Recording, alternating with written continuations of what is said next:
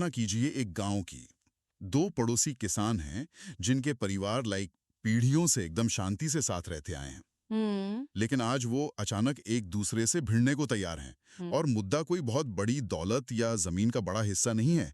विवाद सिर्फ सिर्फ 1 फुट चौड़ी मिट्टी की उस मेड़ का है जो उनके खेतों को अलग करती है। बिल्कुल, और ये बहुत ही आम बात है भारतीय गांवों में। हाँ, और इस स्थिति में एक खूनी संघर्ष को रोकने और शांति बनाए रखने के बीच अगर कोई चीज खड़ी है तो वो है दशकों पुराना एक कागज का टुकड़ा और एक स्थानीय अधिकारी। सही बात है। तो आज के हमारे इस डीप डाइव का विषय यही है, भारतीय ग्रामीण प्रशासन की नींव। और आज हमारे पास जो मुख्य सोर्स हैं वो दरअसल यूपीएससी परीक्षा के नोट्स हैं। जो कि काफी डिटेल में होते हैं। राइट। तो हम इन नोट्स की गहराई में जाकर ये समझेंगे कि भारतीय गांवों में जमीन का मैनेजमेंट, कानून व्यवस्था और विवादों का समाधान जमीनी स्तर पर आखिर काम कैसे करता है। देखिए, ये विषय इसलिए भी बहुत महत्वपूर्ण हो जाता है क्योंकि जब भी हम प्रशासन या सरकार की बात करते हैं तो हमारे दिमाग में अक्सर राजधानियों की बड़ी-बड़ी इमारतें आती हैं। हाँ, संसद या मंत्रालय टाइप की चीजें। बिल्कुल। लेकिन भारत की असली जो प्रशासनिक धड़कन है ना, वो गांवों की उन कच्ची पक्की सड़कों पर महसूस की जा सकती है। मतलब ये सिर्फ फाइलों और कागजों का सिस्टम नहीं है। राइट। ये एक ऐसा ढांचा है जो ग्रामीण भारत के पूरे सामाजिक और आर्थिक जीवन को चलाता है। इसे समझने के लिए मैं एक एनालॉजी या उपमा का इस्तेमाल करना चाहूंगा। जरा सोचिए, एक बहुत बड़ी मल्टीनेशनल कंपनी है। ओके। अब इस कंपनी का मुख्यालय तो किसी बड़े महानगर में है, लेकिन इसकी हजारों लाखों छोटी छोटी शाखाएं देश के हर कोने में दूर दराज के गांवों में फैली हुई हैं। इन शाखाओं में रोजाना काम होता है, डेटा इकट्ठा किया जाता है, संपत्तियों का मैनेजमेंट होता है। तो सवाल यह है कि इस विशाल तंत्र का रोजमर्रा का मैनेजमेंट आखिर होता कैसे है। मल्टीनेशनल कंपनी का आपका ये जो उदाहरण है, ये काफी दिलचस्प है, लेकिन इसमें एक बहुत बड़ा पेंच भी है। अच्छा, वो क्या? देखिए, एक मल्टीनेशनल कंपनी मुख्य रूप से पैसों, उत्पादों और मुनाफे का लेन देन करती है। लेकिन ये जो हमारा ग्रामीण प्रशासन का ढांचा है ना, यह लोगों की पुश्तैनी जमीन, उनकी पहचान और पीढ़ियों की भावनाओं को संभालता है। अरे हाँ, जमीन से तो बहुत भावनाएं जुड़ी होती हैं। बिल्कुल। इसलिए ये सिस्टम कहीं ज्यादा संवेदनशील है। मतलब अगर ये तंत्र एक दिन के लिए भी काम करना बंद कर दे या इसमें कोई बड़ी चूक हो जाए तो करोड़ों लोगों की आजीविका पर सीधा असर पड़ सकता है। वाकई ये तो बहुत बड़ी जिम्मेदारी है। तो चलिए इस कंपनी के कर्मचारियों से मिलते हैं। हाँ, बिल्कुल। हमारे स्रोतों के अनुसार इस पूरे ढांचे को चलाने के लिए जमीनी स्तर पर मुख्य रूप से 3 अधिकारियों का जिक्र आता है: पटवारी, तहसीलदार और जिला कलेक्टर। राइट। अगर हम शुरुआत एकदम निचले स्तर से करें तो सबसे पहला नाम पटवारी का आता है। अब मेरे दिमाग में पटवारी की जो छवि बन रही है वो एक तरह के फाउंडेशनल डेटा साइंटिस्ट की है। अच्छा। हाँ, जो जमीन पर रहकर सारी बुनियादी जानकारी जुटाता है। तो क्या मेरी ये तुलना सही है? डेटा साइंटिस्ट शायद पूरी तरह से सही शब्द नहीं होगा इसके लिए। क्योंकि देखिए, एक डेटा साइंटिस्ट मुख्य रूप से बड़े डेटा सेट का विश्लेषण करके भविष्य के ट्रेंड्स बताता है। पटवारी का काम इससे कहीं ज्यादा बुनियादी और महत्वपूर्ण है। ओके, तो फिर उन्हें क्या कहेंगे? पटवारी को हम गांव का ह्यूमन ब्लॉकचेन या मुख्य अभिलेखपाल यानी आर्काइविस्ट कह सकते हैं। ह्यूमन ब्लॉकचेन, क्या बात है। हाँ, क्योंकि वो सिर्फ यह नहीं लिखता कि जमीन किसकी है, वो जमीन के हर एक इंच का हिसाब रखता है।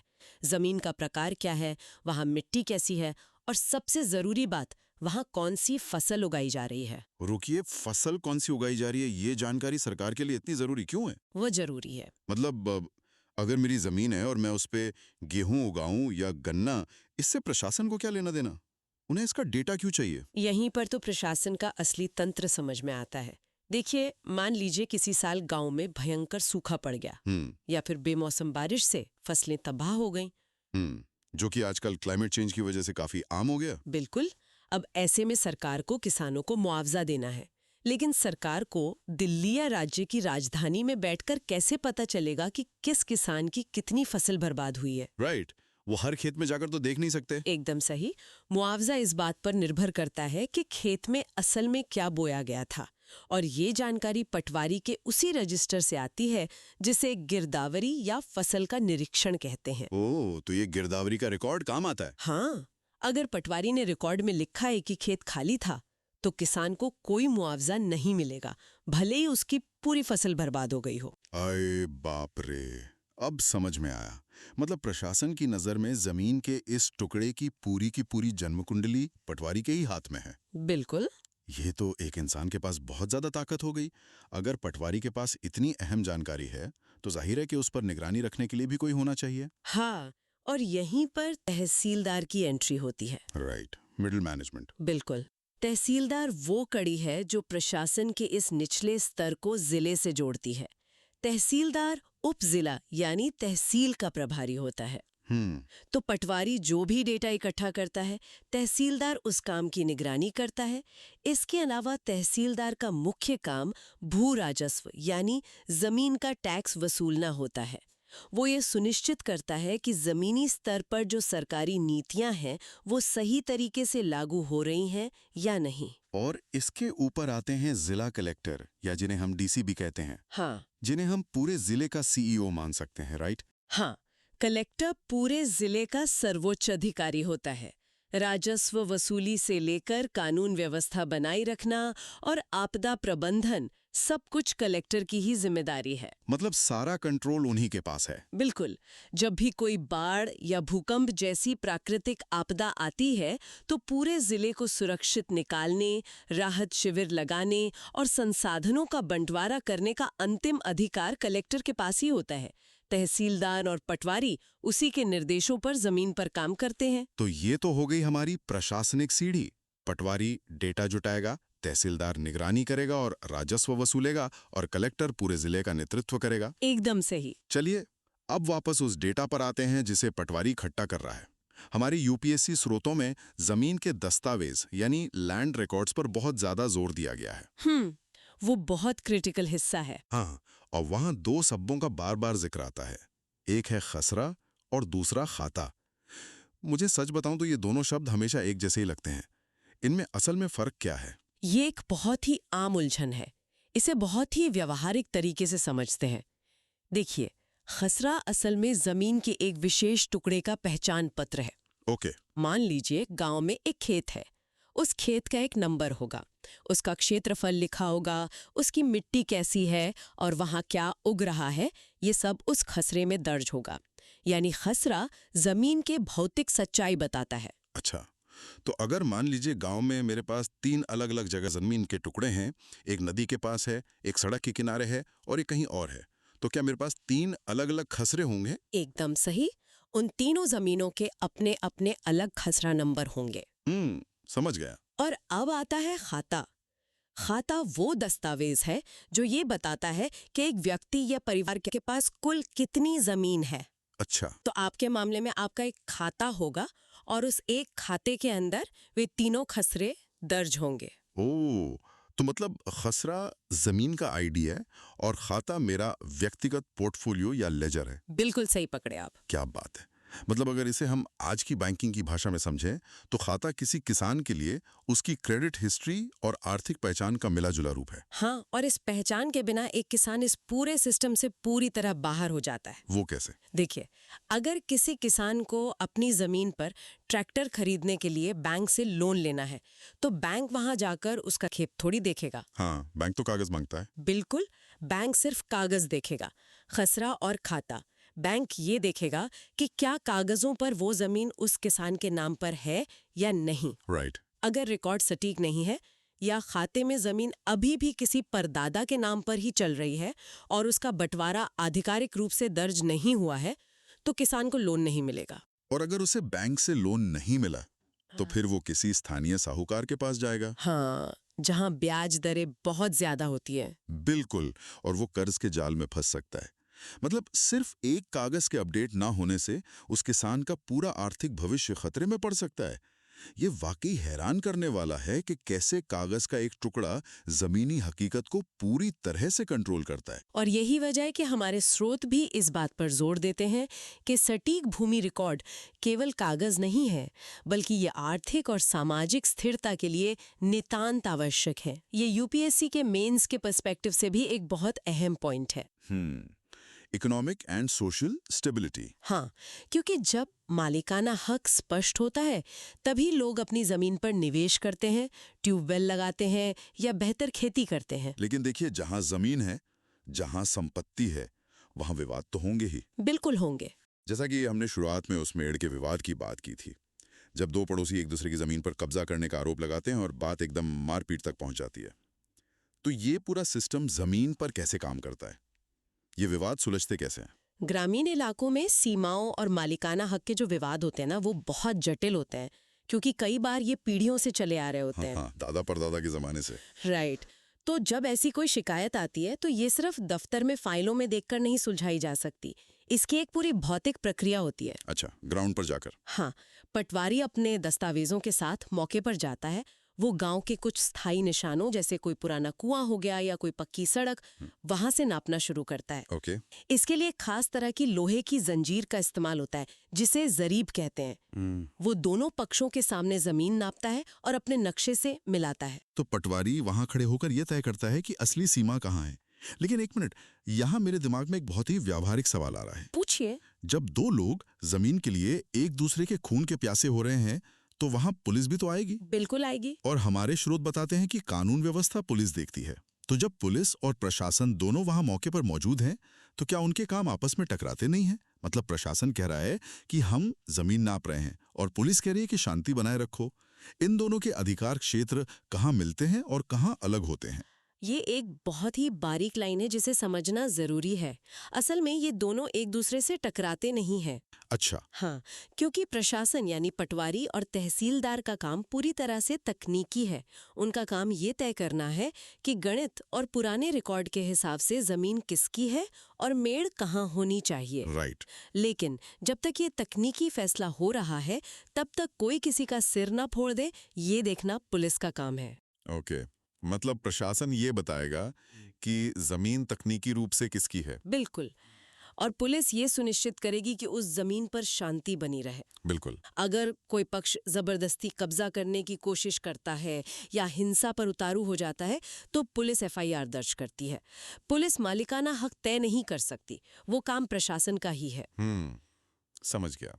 लेकिन शांति बनाए रखने के लिए पुलिस बल प्रयोग कर सकती है। तो दोनों की भूमिकाएं अलग अलग हैं, लेकिन एक दूसरे की पूरक हैं। यार, ये तो सुनने में बहुत ही सुव्यवस्थित लगता है। मतलब कागजों पर तो ये व्यवस्था बहुत मजबूत दिखती है, लेकिन हम सब जानते हैं कि कागज और हकीकत में बहुत फर्क होता है। हाँ, ये तो है। हमारे स्रोतों में इस सिस्टम की उन चुनौतियों का भी जिक्र है जो इसे जमीन पर कमजोर बनाती हैं। बिल्कुल। देखिए, सिस्टम में कई बड़ी दरारें हैं। सबसे बड़ी समस्या तो इन रिकॉर्ड्स का रख रखाव ही है। आज भी कई जगहों पर जमीन के रिकॉर्ड लाल कपड़े में बंधे लोहे के बक्सों में रखे सालों पुराने कागज हैं। बाप रे। सोचिए, बारिश में अगर तहसील के दफ्तर में पानी भर जाए या दीमक उन कागजों को खा जाए, हाँ, तो क्या होगा? किसी का पुश्तैनी इतिहास ही मिट जाएगा। सही। और ये सिर्फ मौसम या चूहों का खतरा नहीं है। जब रिकॉर्ड इतनी खराब हालत में होते हैं, तो वहां भ्रष्टाचार के लिए बहुत बड़ी जगह बन जाती है। एकदम सही कहा। मान लीजिए किसी किसान को अपनी फसल का बीमा क्लेम करने के लिए आज ही रिकॉर्ड की कॉपी चाहिए, क्योंकि कल आखिरी तारीख है। अब अधिकारी को पता है कि किसान मजबूरी में है और कागज ढूंढने के नाम पर वो उसे रिश्वत मांग सकता है। हाँ, और यही सेवाओं में देरी और सूचनाओं का छिपा होना ही भ्रष्टाचार की सबसे बड़ी जड़ है। एक आम किसान को पता ही नहीं होता कि उस जटिल कानूनी भाषा में लिखे कागज में असल में क्या दर्ज है। राइट। भाषा बहुत मुश्किल होती है। वो पूरी तरह से निचले अधिकारियों की दया पर निर्भर होता है। सूचना के इसी अभाव का फायदा उठाकर भ्रष्टाचार होता है। ये तो ऐसा है जैसे हम 21वीं सदी की सुपरफास्ट दुनिया में बैठकर मंगल ग्रह पर जाने की बात कर रहे हैं, लेकिन हमारी अपनी जमीन का हिसाब 19वीं सदी की धूल भरी फाइलों और बक्सों के भरोसे बैठा है।